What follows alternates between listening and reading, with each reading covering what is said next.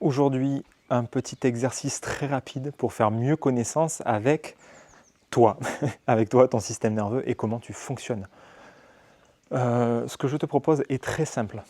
L'idée, c'est d'être présent à ton corps, à tes sensations et à observer qu'est-ce que telle et telle personne provoque dans mon corps. Là, si je vois, j'en sais rien, ma femme, mon fils, j'ai pas de fils, mon grand-père, oh, le piaf, il vient de bousiller un autre piaf, on dirait. Loi de la nature. Donc ouais, c'est qui crée quoi dans mon corps en fait.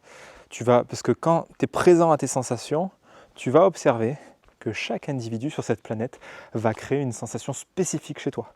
Et où c'est dans le corps, ça va faire quoi? Est-ce que c'est agréable, désagréable? Dans les groupes aussi. Et tu peux vraiment écouter ces sensations parce que ça en dit très très long en fait.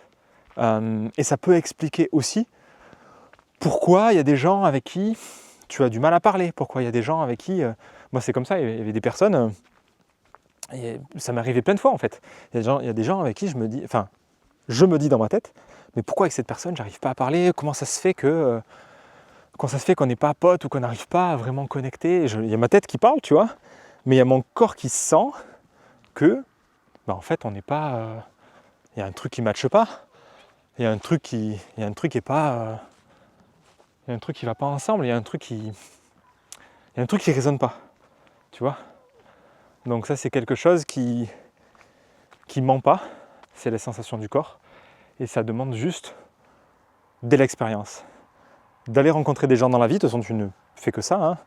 Tu vas voir le boucher, le commerçant du coin, le caissier, la caissière, t'as tous les membres de ta famille, tous les gens que tu vas croiser. Qu'est-ce que ça crée sensoriellement dans mon corps? Après tu peux demander pourquoi. Mais ce qui est juste intéressant, c'est d'être à l'écoute de ça et de sentir et de faire confiance à ce truc-là. Parce que des fois, il y a des gens avec qui ça passe pas du tout, sensoriellement, corporellement. Et c'est un très bon indice, et c'est normal, et c'est un excellent indicateur. Ce n'est pas par hasard qu'il y a des gens avec qui ça ne connecte pas. Même si ta tête, il y a ma tête qui me dit des fois avec des personnes que j'ai croisées dans ma vie, ah mais avec cette personne, mais j'aimerais bien qu'on puisse faire ça, faire tel projet ou machin. Ma tête qui dit un truc, quand je ne l'ai pas écouté, ça s'est mal passé. Et ça fait comme des petites oreilles là. C'est marrant. Et ça finit par mal se passer en fait. Donc aujourd'hui je suis beaucoup plus à l'écoute de ça et je ne force plus. Tu sais, il y a des relations aussi qui s'éloignent. Il y a des gens avec qui tu n'es plus en lien, ou alors il te faut forcer pour continuer à être en relation. C'est peut-être un indice aussi.